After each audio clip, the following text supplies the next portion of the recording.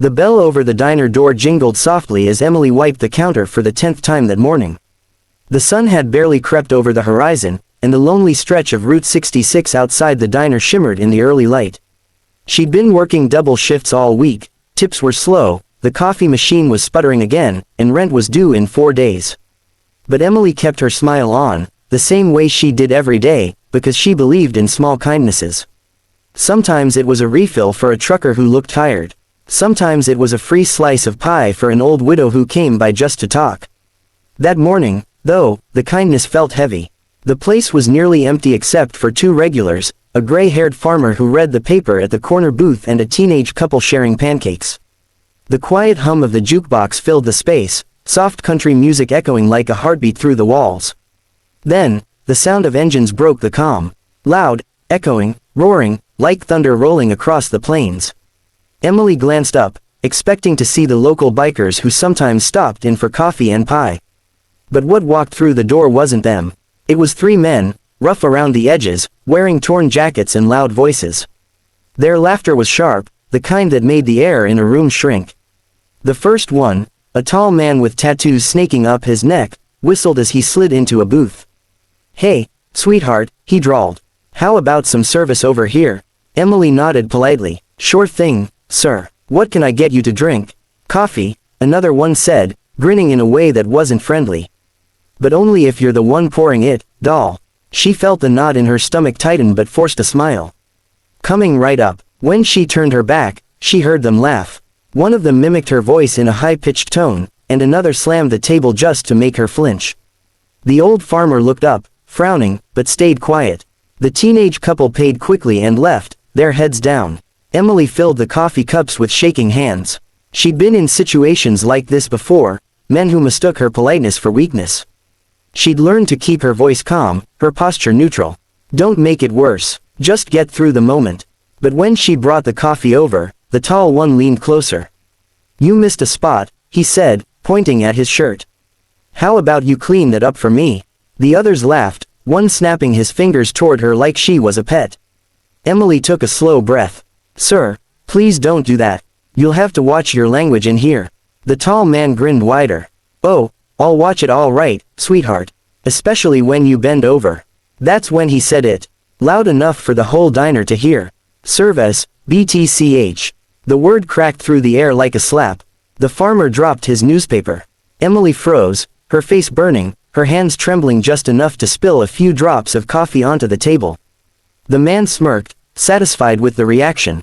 His friends whistled again. She wanted to scream, to cry, to throw the coffee in his face. But she couldn't. Not here, not in the place that barely kept her afloat. So she straightened up, set the pot down, and whispered, "You need to leave." "Oh yeah," the tattooed one mocked. "And who's gonna make us, sweetheart?" "You." He stood, towering over her. His shadow swallowed the sunlight pouring through the windows. The diner went quiet, so quiet Emily could hear the clock ticking over the counter. Then came another sound. Engines. Deep, thunderous, familiar. Not one this time, 5, maybe 6. The floor trembled as they drew closer, the echo growing louder until it drowned out the jukebox. The thugs looked toward the window, confusion flickering on their faces. The doors swung open. They walked in, 6 bikers, clad in leather vests, dust on their boots, the kind of presence that filled the room before they even spoke. At the front was a broad man with silver in his beard and eyes that saw everything. The patch on his vest read, "Iron Saints MC." He nodded at Emily. "Morning, M." Her breath caught in relief. "Morning, Jack." The thugs exchanged looks. "Friends of yours, sweetheart." One sneered. Jack's eyes flicked to the table, to the spilled coffee, to the fear in Emily's posture. He didn't answer the man. He just stepped closer to the counter. The other bikers spread out, casual but deliberate, each taking a seat or leaning against a booth. The air shifted, heavy with unspoken warning. Emily swallowed hard. "Just having some trouble with these gentlemen," she said softly. Jack's jaw tightened. He turned his head slightly. "Gentlemen," he said, his voice low but steady. "That what we're calling 'em these days?"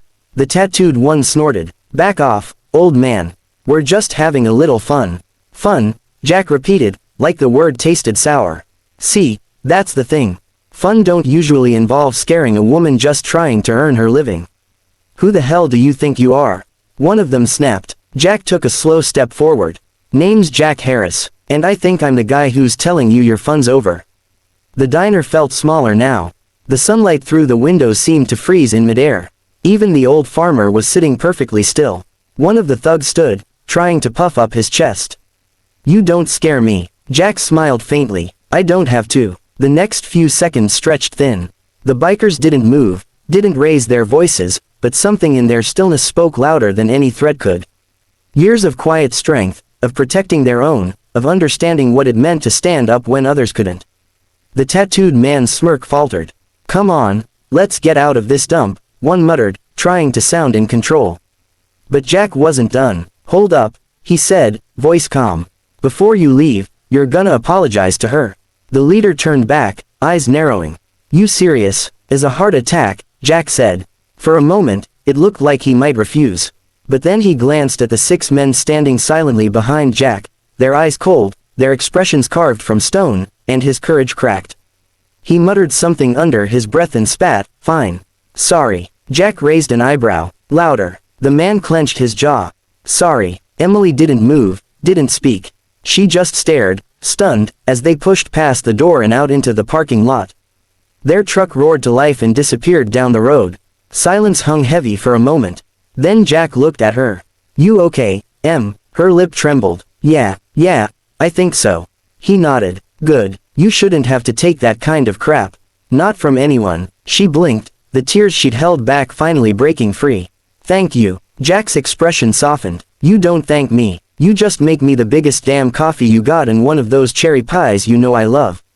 The bikers chuckled, the tension melting into laughter. Emily let out a shaky laugh too, wiping her eyes. Coming right up. As she poured their coffees, the diner filled again with the hum of easy conversation. One of the bikers, a younger guy with a scar across his cheek, said gently, You handled yourself real good, ma'am. Better than most would've. Emily smiled faintly. I was just trying to keep the peace. Yeah, he said, but peace needs folks like you to hold it together. And folks like us to back it up when it breaks. The words stayed with her. Hours passed, and the diner slowly returned to normal. The farmers came in, the regulars. Joked, and the afternoon sun turned the chrome on the stools to gold. But something in Emily had changed. She wasn't just surviving anymore, she felt seen, protected, part of something bigger. Later, as Jack and his crew got up to leave, she ran out to the parking lot, wiping her hands on her apron. Wait, she called. Jack turned, hand resting on his bike's handle. I don't know how to repay you, she said.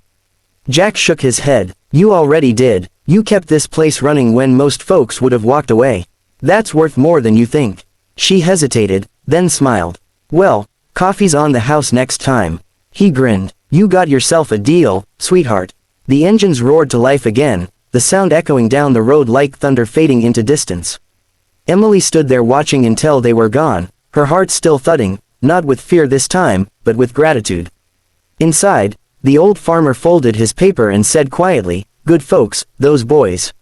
She nodded. Yeah, the best. That night, after closing, Emily sat alone in the diner booth, staring out at the stars above the empty highway. For the first time in weeks, she didn't feel small. She didn't feel powerless. She thought about Jack's words. About how strength didn't always come from fighting, it came from standing.